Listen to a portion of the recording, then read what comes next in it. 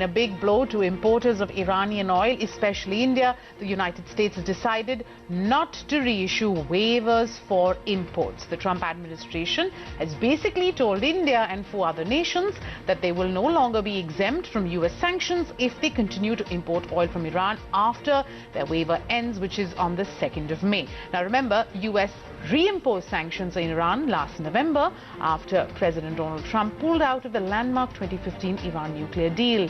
Saudi Arabia has vowed that it will pump up output to make up for the drop in Iran's supplies. And oil prices surged to a 6-month high on the back of that. However, assurances aside, the move will have serious consequences for a major oil importer like India. Iran is India's 3rd largest oil supplier behind Iraq and Saudi Arabia. Iran has supplied 18.4 million tons of crude oil during April 2017 and January 2018.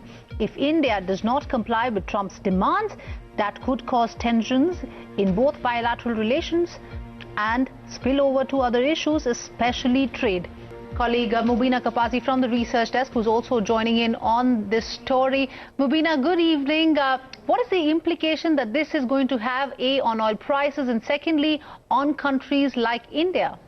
U.S. certainly means business when they come to pulling out of that Iranian nuclear deal unilaterally, and this time around they are not granting any more waivers to the big buyers of Iranian oil, that's China, and import almost about 80% of their requirements, and the biggest of course source of that imported oil is Iran. But yeah, crude prices certainly has seen that knee-jerk reaction. It was a 3% rise witnessed, and that's continuing.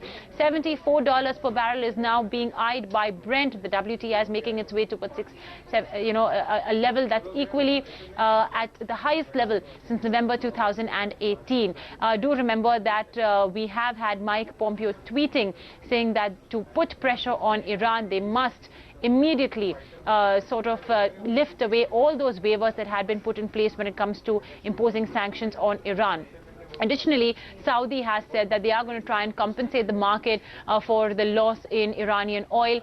But do remember that the OPEC coalition as well at this point of time has agreed to cut output. So that as well is something that you must keep your eye out on. How are they going to compensate, and that too as soon as possible when they are already under an output cut deal. So come June, in all probability, the OPEC is going to be deciding to sort of come back to their original output levels.